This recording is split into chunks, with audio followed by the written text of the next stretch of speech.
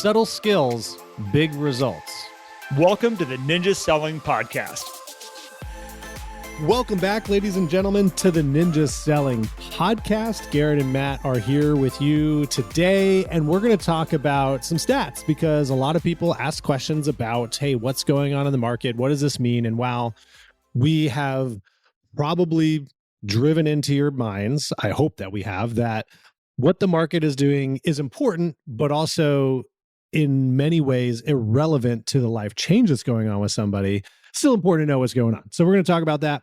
Before we dive into it, if you guys want to be a part of a bigger community, head over to Facebook and search for the Ninja Selling Podcast. You'll find our group there with over 12,000 people. And also all of our coaches are in there commenting and answering questions, integrating with you guys. And there's also a ton of people who have a lot of experience with Ninja and real estate who are collaborating in there. And there's a lot of newbies in there who are learning things. So just a great place to be. And if you're curious to learn more about ninja selling, of course, head over to ninjaselling.com where you can learn all about that. But let's dive in today, Garrett, because we got, a shortened timeline here today a little bit, but we're going to go through some data because as of this recording, which is May 31st, we just got first quarter FHFA numbers. Now, I know everyone's like, well, that's 2 months behind. Yes, it takes them a little bit to get all the data together, but we're going to bring in some also current data to kind of parlay with this to kind of maybe shed some light, give you some talking points so that when people ask you the most world famous question, what's going on in the market, you have an answer. Good morning, Garrett. Yeah. The FHFA stats, I love them, by the way. I love them because it's real data tracked in, as close to we can as real time as it takes to correlate the information as it comes in. It's tracked through real sales. And the information there for me gives me a real accurate timeline of what's going on in the marketplace. And there's a lot of people that go, oh gosh, but it's off by a quarter. We don't have the new stuff, the new things that are going on. I don't care. I really don't. I need to know what's happening. I get it. Well, this is for trends more so than what's it mean right now? Because your MLS and everything is going to be your gateway to local, current, up-to-date information anyway. Yeah, I think of it like a cruise ship. So we have a cruise ship that's plowing through the ocean. And what happens is this cruise ship, you can take the steering wheel and crank it all the way to the right. And it's going to take a couple miles for this thing going full speed to start to adjust to this new direction it's going in. And that's how I look at this. It's I'm looking at the internals of the cruise ship and saying, okay, where is the rudder pointed at right now? What is the current speed that we're looking at? And by looking at all this stuff, I can get a sense of where this cruise ship is going to start turning to. And that's the beauty of it, is you get a chance to really understand the market and the world that we're kind of dealing with here. And I love it too, because I love it when people say, dude, Garrett, you don't understand. My marketplace is so different. We got this going on and we have this happening. And this is what makes us special and unique and different than everybody else. And yeah, sure. I love that you love your area and you think it's special and unique and different than everybody else. But you know what? This is the cool part, is Matt, as we were just talking earlier, and we're going to go deeper into it today, is that these are cycles and trends that we watch all these, cities and states go through. And sometimes you're on the top, sometimes you're on the bottom, but in the big picture, we are all headed in the general direction. Yeah. Same direction. So Matt, I'm excited we get to go through this today. The world's been through a lot in the last couple years. Oh, baby. And I love looking at this information. Well, I will say for anybody who wants to look at the stuff that we're looking at, head over to FHFA.gov, scroll down to where it says latest house price index, and you can click on the button there. It'll take you to the house price index reports, and you're looking for first quarter 2023. So there's some monthly reports that they put in there too, but you want to see the quarterly report. And I don't even know if the new monthly report will be out by the time this is published. So it's probably going to be the first one up there. Well, and Matt, I hate doing this to people because people are going to be like, oh my gosh, Garrett, you're doing what Matt does to us. But there's two areas. There's the full-blown report, which is the 80 pages. And then there's another one in there, which if you go to FHFA.gov, /data tools /tools /pages /house price index. You can go and also find this through by going and clicking on tools under their site and looking for house price index. It'll lead you to the same place. There's an actual electronic manipulable site that you can go and click on the states, click on the cities, organize them by best to worst, organize them by I'll tell you what, alphabetical order. We'll put the links underneath. No, don't make it that easy, Matt. No, make them find it. No, it's fine. We'll put the links underneath the episode in the Facebook group to encourage you all to get into the Facebook group, because there is a lot of other stuff that's really cool. We can spend an entire episode like playing with all the different tools and things that exist on the site, which is actually a lot of fun. It's really cool. And can be used great for real estate reviews as well. But we're not going to talk about all that today. We're just going to dive into this report, which, Garrett, the first thing I always go to is the map. And this is the first time in a long time that I have seen states not colored in blue, which blue means positive appreciation for the trailing 12 months. And anything not blue means not positive. And we have many orange states here. This is not a voting preference, Matt. This is basically looking at positive to negative appreciation. And Matt, you are 100% right. We have been sitting in a place for years right now that we have had one solid shade across this map, or one solid color, at least in different shades of it. We have oranges and browns and other colors that are coming into the spectrum here right now. And areas, this is what I find is really interesting. Areas, Matt, that have been on a really strong roll. Like they have had crazy appreciation. Some of those are getting hit the hardest right now. Yeah. And that's what's kind of interesting about looking at these numbers, is that, we always celebrate the moment. Let's use Utah for example right now. Utah has been on a crazy run for the last, since COVID hit. There was a lot of people that ran to Utah, a lot of growth that happened in that area. Nevada also, Colorado, Idaho, all these ones right around it. They had a lot of people move there. A lot of values got cranked up in bidding wars and all types of things. And everybody was like, look at our state. Everything needs to find an equilibrium. And that's a little bit of what we're watching right now, Matt. And that's why I think it's great to see kind of what's going on here, because this is our market in real time finding equilibrium. Yeah, it is. And I think, using Utah as the example, which they are, for those of you not looking at the sheet, they are at the bottom of the list in states this year with over a 4% decline over the past 12 months. And in the first quarter alone, almost a 3% decline in pricing, or in their house price index, so to speak. However, there's also two other columns here to look at, which is the 5-year and the since 1991 Q1 when they started tracking this stuff. And Utah is at it doesn't show it in order, but when you just start looking at the numbers, you realize Utah is one of the highest states of since 1991 appreciation at over 560. The 5-year trend is over 71%. So Utah's still doing really well, whereas everyone like, oh my gosh, Utah's imploding. Look at this. Prices are down over 4%. This is crazy. Like people in Utah must be just going out of their minds. And it's like, well, maybe if they're not reading into the whole data, but after years of having really big growth, at some point you got to think, hey, there's probably going to be some pressure on the demand there. There's people are just going to say, I can't afford to buy these things. And once a lot of people have migrated from other states and that migration slows down, it would make sense that prices soften a bit, wouldn't it? Well, and Matt, here's what's important about knowing this information is that the media grabs whatever it can that's going to make an interesting splash. And they don't grab the positive stuff. They grab the negative stuff for the most part because it makes people go, oh no, what's going on?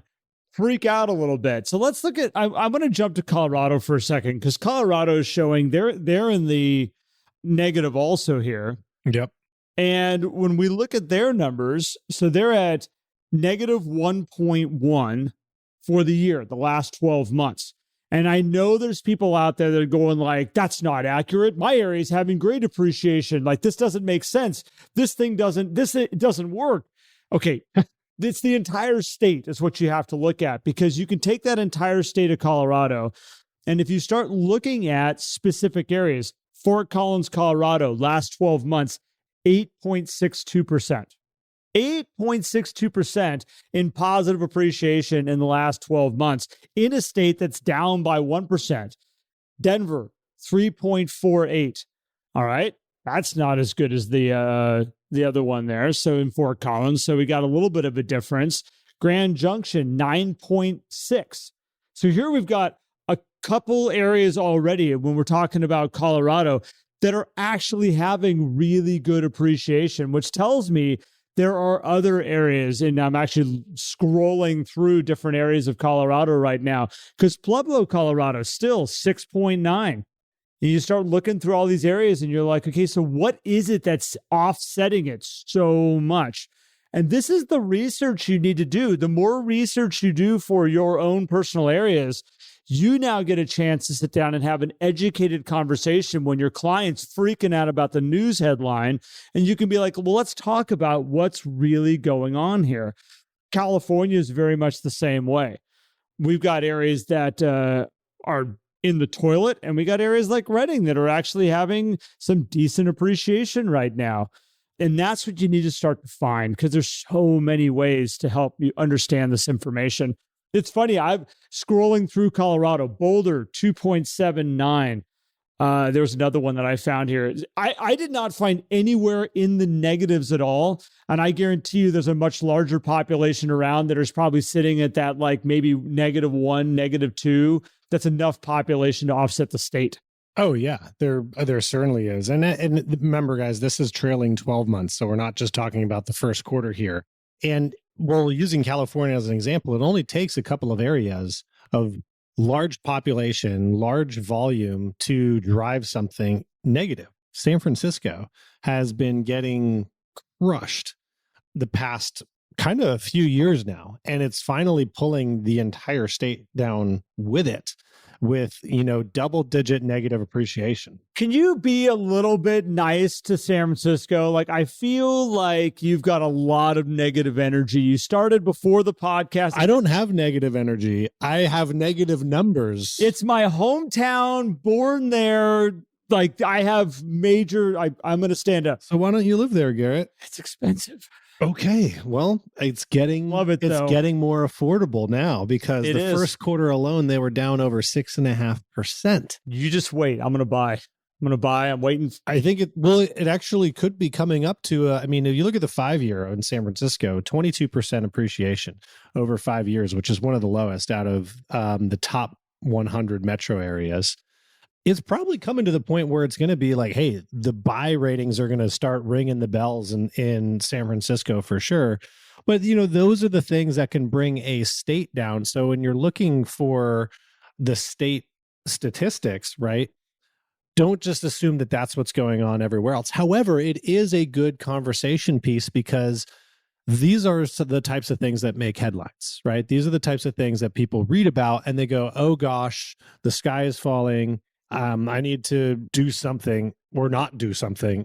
And it's like, well, hey, let's look into the data a little bit further and see where these things are really happening. And here's what's interesting, and this is why I'm standing up for San Francisco right now, just because I can.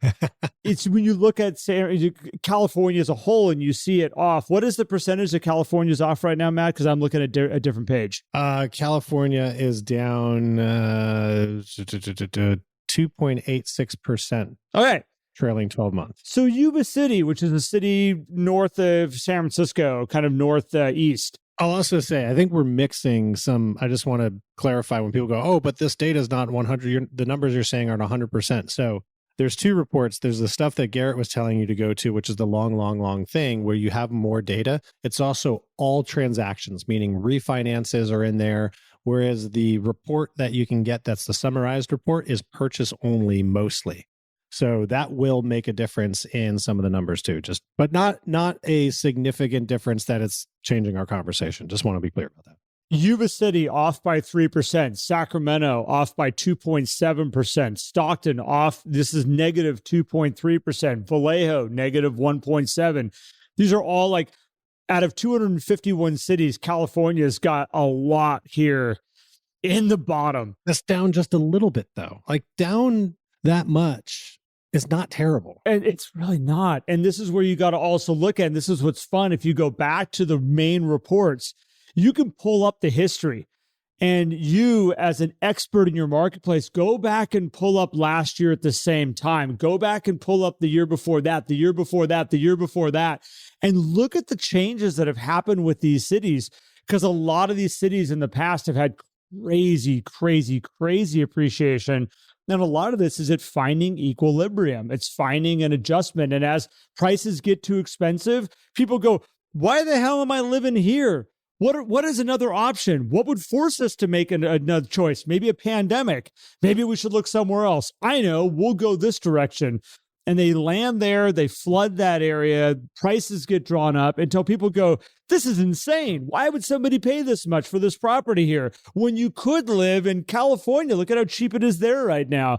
Prices haven't been appreciating there for a while, and they flood that area again, and everybody bounces around and moves back and forth. And this is why it's so cool to know what's going on. Well, just to, take a little pride here too, since, you were born in San Francisco and all. South Carolina, number one in 1 year appreciation. Just wanted to highlight that. Way to go, Matt. Yeah, thanks. Charleston area wasn't the top city in South Carolina, though. So state capital Columbia running that bus right there at 10% over the past year, which is pretty significant. But Garrett, looking deeper into this report, if somebody wanted to have, because I want to compare this to some recent headlines too that have come out. When people say, hey, this data is old, what does this mean? And what I think looking at this data helps with is understanding what current headlines are. When you see things like, hey, Case-Shiller is saying that home price declines may be over, right? They came out and said, hey, we had this drop, which is a lot of the stuff that you're seeing here first quarter, which makes sense, by the way. You have January and February in there, which are typically slower months for sales, increasing months for showing activity and demand running up to then closings happening March, April, May, right? Mm-hmm. And so Case-Shiller is saying, hey, based on new data, we think that the price declines that a lot of places are seeing, and they're talking nationally and for state specifically, might be over. And we might be just kind of going here. And Garrett, you were talking at the beginning, before we started recording, this fun chart that we like to look at, which is the line chart of the HPI over time. And right now at the top, we got this weird mountain plateau that's pointing upwards again. Yeah. So, okay. This chart, by the way, it's number 9 and 8 and 9, 8 and 9. I think one of them zoomed in on this chart right in this report. This is one of my favorite graphs because it tells a story. And you can follow back from when the banks failed to when we finally bottomed out after having the huge slide after the banks failed. That was 2011 is when we typically saw that. You can see bailout money that was thrown at that, trying to save that decrease that we saw. You can see when the pandemic hit. You can see when the interest rates started to spike and inflation went through the roof. You can barely see when the pandemic hit now. It's almost... Oh, I know. It's like just fading away. But then you have this area where it started to drop. This is just recently after we had the inflation reports and we had all the interest rates spike and we saw this downward slide. And there was a moment in there, Matt, where this report came out and you could just see a little tail that made it look like that downward slide had stopped. And I remember telling everybody that's the most important piece of data we have right now because that did that on its own. It started to make that turn on its own. Now, we've had some interesting things happen since it's made that turn. We had some banks that had some issues and stuff, but it didn't seem to affect that line. That thing kind of bumbled straight out there, flatlined out again. And currently right now, just as you said, Matt, here we are seeing it start to creep back and point towards the sky again. And I'm like, my goodness, this is the marketplace working on its own here for the most part. Well, yeah. Untampered with, as you said. I think there's a lot of factors that go into this too. These are just pricing numbers. I mean, these are fun to watch because this is one of the most important factors that gets put into a decision for someone buying or selling a home, right? Mm-hmm. Or even refinancing, because how much equity is in that home. So this is an important number, but what is behind all this also matters. And this is where you get to go look into your local markets. And I would say watching some of the bigger reports that are more up to date, whether it's Case-Shiller, S&P, even what some of the builders will say, because they have I would say, a pretty good idea of what demand looks like, because they're always trying to be one step ahead of the resale market. But there's mortgage rates behind this. There's available inventory and the quality of that inventory that's behind this. There is what I like to call the unseen or hidden demand that we never get to actualize, because we only can actualize properties that go under contract. We don't see that, oh, there was 5 offers, 6 offers on that property. There's 5 people who are going home without a property after that negotiation or that thing there. So there's all that too. And so that's where we look at then, okay, mortgage applications, what's going on there? Because that can give us an idea of the unseen demand. And when you see things like mortgage demand drops to lowest level in many months, when you talk to mortgage brokers saying they're having one of the slowest years that they've ever had, it's like, oh, okay, so there's a lot less people looking to buy homes. However, how does that compare to the amount of homes that are available? And you look into some of these other charts, which if you look up the Kansas City Fed, they put together some really, really cool charts too. You can almost get a chart for anything that you want.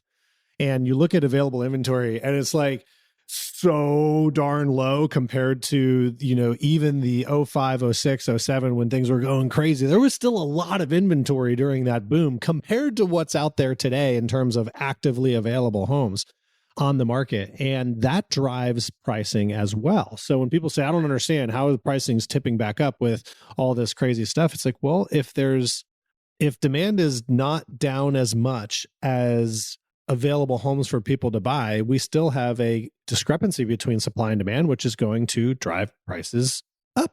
Well, and here's an interesting thing too, Matt, that we don't necessarily get to see because it's not documented. It's not documented necessarily through the loans and the applications and whatnot, is that if I talk to all of our coaches, and I've actually polled a lot of people that I currently coach, I coach upwards of 35 some odd people around the United States.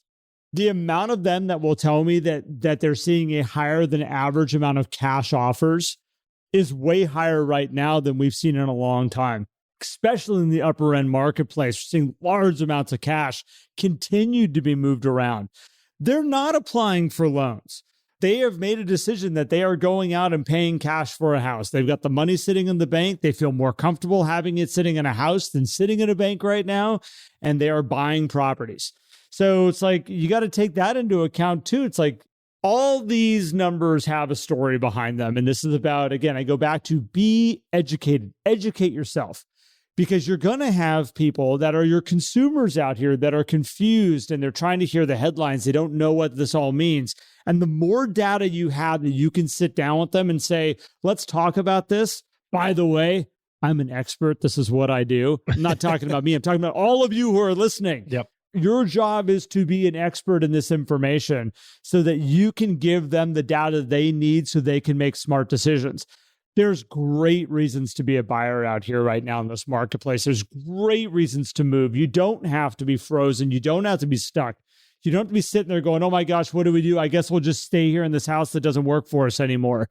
There's so many reasons to pick up and move forward with your life, but confusion will stop people dead in their tracks. And if you can't help them find clarity the other side of it, you might be finding yourself another job. Well, and I think and we've done an episode on this FHFA stuff before, but I think I want to highlight, this is why it's important to look at this stuff.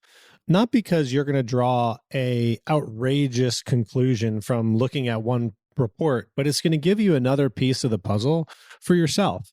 So that when you're talking to your clients, when they're asking you about what's going on with real estate, if you're looking for content to create for your people, which, by the way, this is great information to help you have valuable content that goes out to your people. Like when you're looking at that auto flow email that you're sending out every month, right? If that is just hey, click here and look at all this stuff, which could be great.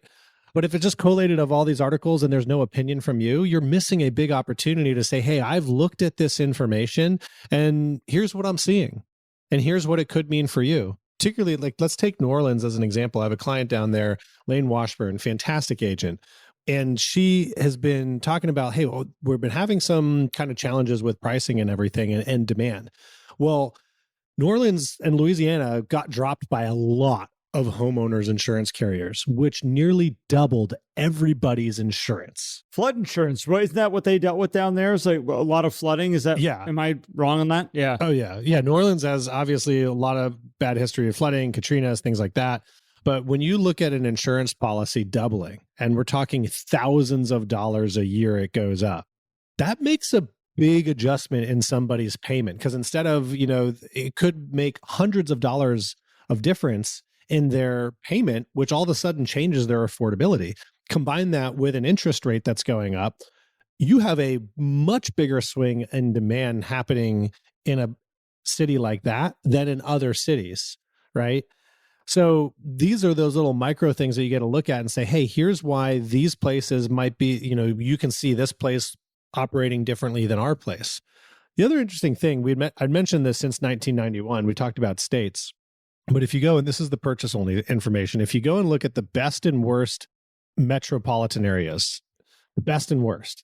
So the best, aside from Miami, just absolutely killing it since 91, almost 600%. A lot of these top areas have 224, 166, 204, 212, 161, 324, a lot of 200s. A lot of 200s really in the top 20 since 91 that are seeing this 1 year of double-digit appreciation. Going to the bottom, including San Francisco here, since 91, 411. Austin, Round Rock area, 620%.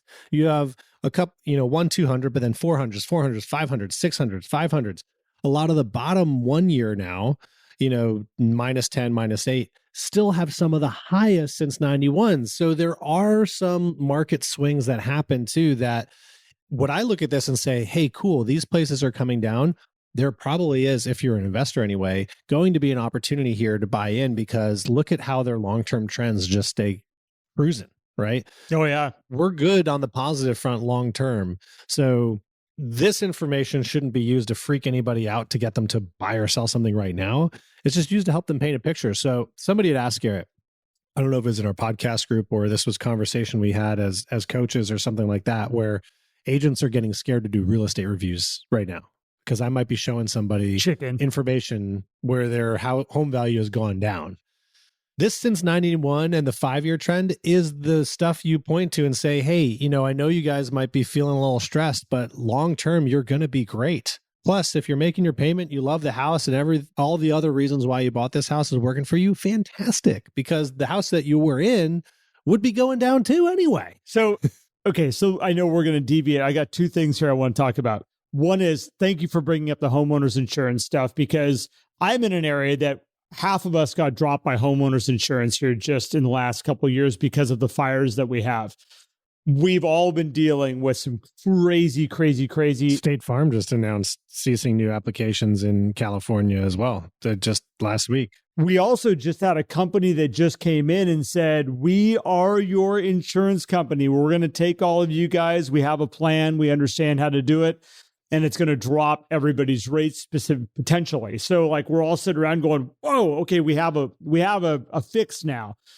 Those things will affect areas and appreciation because you're not taking into an account maybe $5,000 to $8,000 a year you're paying for homeowners insurance to live in the area that we live in. So that's one thing to consider. So Matt, thank you for bringing that up. The other thing that I think is interesting is when you're watching some of these cities that have had these huge spikes. I've watched Missoula, Montana, and I have lived in Missoula, Montana. And Missoula is another city second to San Francisco that's near and dear to my heart. They had a crazy run through these last couple of years. And there are people, and when we talk about real estate reviews and these marketplaces that we've been able to do these real estate reviews, and I'm going to point this out too.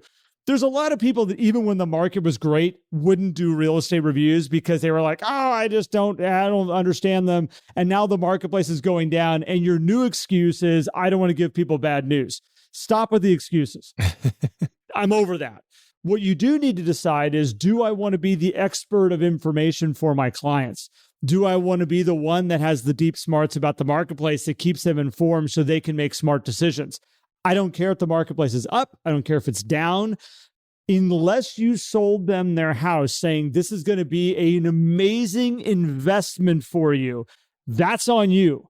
we never want to say that. You never want to sell a primary residence as this is going to be an incredible investment. It's going to be an amazing home, and I'm going to keep you informed as you are a homeowner as to what's happening with this property.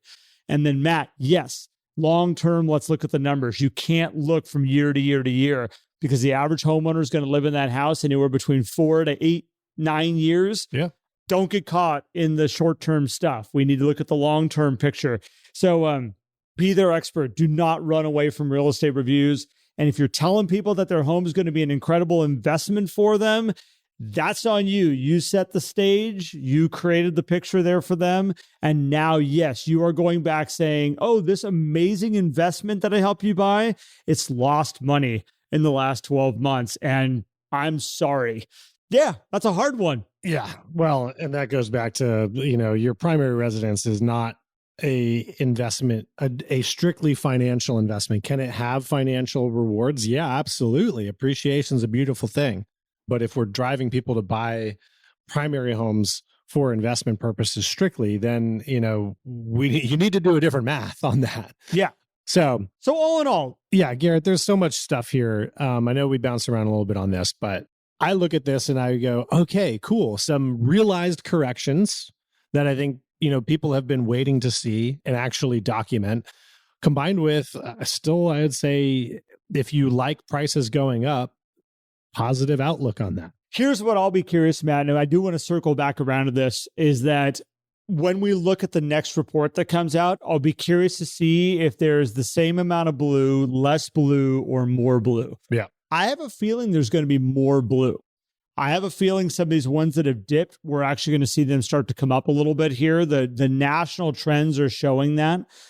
I'll be curious to see if people start kind of like looking at those areas as someplace they want to start spending more money in. Yeah. Until then, we get to wait. That's the beauty of this report. You take what it is, you interpret as much as you can, you wait for the next numbers to come out so you can re-educate yourself and help your people out. Yeah. Yeah. I mean, that's the beauty of this. So we'll go check out this stuff, guys. Well, again, if you go into our Facebook group, we'll drop the links there and enjoy it. If you've got questions about it too, post them in our Facebook group. Yeah. Because I think, that's where we can really have some fun conversations about data, which can be explained 20 different ways. But maybe through conversation, you're like, oh yeah, that's exactly how I really should be interpreting this or could be interpreting something through some conversation with your fellow colleagues in there. So thanks, Garrett. Well, with this being said, Matt, thanks for joining me on this journey today, as you always do. What episode are we on right now? We're like... This is episode 468. Woo! All right. So we've been doing this for a little bit. Thank you for joining me 468 times and putting a podcast episode together here. For all of you listening, thank you so much for joining us. There's tons of content that we've created, 467 times before this one. So you have lots of things to go back and listen to if you'd like to. And appreciate all of you. If you want to learn more about what Ninja Selling is, go to ninjaselling.com. If you want to learn more about our coaching program, Matt and I help a lot of people around the United States. We've got 30 coaches that help people specifically with Ninja and building and growing the life and business that they want, customized to them. We have an incredible program there to help you grow your business where you want to go. That's available. Check us out through ninjaselling.com. And if you want to find like-minded people like yourself, as Matt mentioned earlier, go to Facebook, to the podcast community, which is the Ninja Selling Podcast, and you'll find lots of like-minded individuals who love Ninja just as much, maybe more than you do. We have some diehard people in there, so go check it out. And until then, Matt, thank you. All of you, thank you. It's been a pleasure. Thanks, everyone. Catch you later. If you enjoyed today's episode and would like more, visit us at theninjasellingpodcast.com. There you will also find links for more information about ninja selling and coaching. Have an incredible day.